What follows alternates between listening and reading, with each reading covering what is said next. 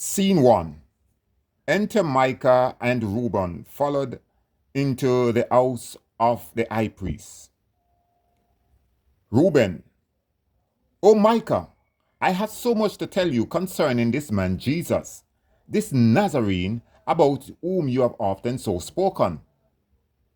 Dear lad, you shall tell me all about him, but first, get me a taper to light these candles, or the high priest will be here before we are ready. Reuben, Jesus of Nazareth, the babe I held in my arms 33 long years ago, the babe to whom the shepherd brought their humble worship. Wise men came from the east, pouring out their gifts of gold, frankincense, and myrrh at the infant's feet. Jesus of Nazareth had said, He that followeth me shall not walk in darkness, but shall have the light of life. Hush, Reuben!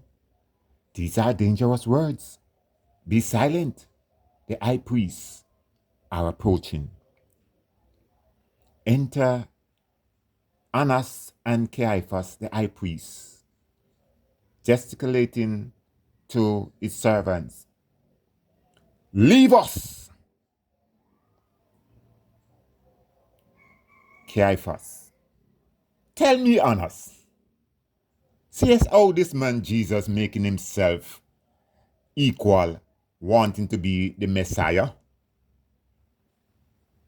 Annas. The fellow is mad. And for madness such as this, there is just one remedy. 3 sturdy nails and a cross uplifting in the sky. Caiaphas. A cross. Will thou go as far as that? We'll let him see thou to that. Walking away, came rushing in Micah, servant of the high priest. My lord Annas, a man named Judas Iscariot waits at the door to see thee. Is it thy pleasure that he should enter? Bring him hither. Judas enters, greeted by Caiaphas. Welcome, Judas. Thou hast kept thy promise and hast come to save thy nation from this man, Jesus, who make himself to be the Messiah. Judas, with sobbing, tears, and sounds. My mind is torn asunder with many conflicting hopes and fears. Faced but a few moments since I left him seated in royal dignities amid his chosen band, and I, one of his 12, has just partaken of that hallowed meal, when with uplifted hands of blessing, he brake bread and gave to each of us with strange and awful words, This is my body. And when I've tasted of this cup, I knew it was no ordinary wine, but truly for his very life blood which has poured out for me. I felt like Cain who spilt his brother's blood upon the ground. O high priest of eternal, what is the meaning of it all? Annas, thought not your heart, my friend Judas. For if in that hour he doth not manifest himself to be the Messiah, then he will be rightly condemned to death. To death, my master, to death. Nay, never will I betray him to this. Judas was about to walk away. Annas. Stay, Judas. I was but jesting. There can be no death for the Messiah, the promised one of Israel. Nothing but life and peace, with crowds of adoring multitude ever kneeling at his feet.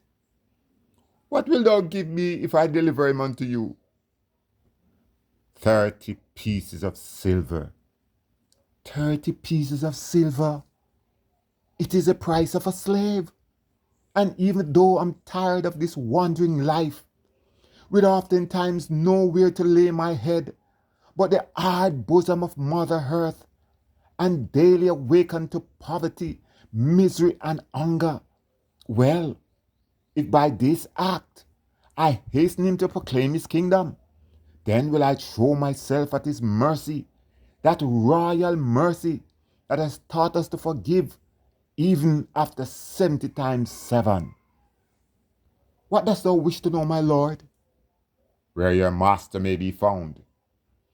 He goeth forth to pray into the garden of Gethsemane,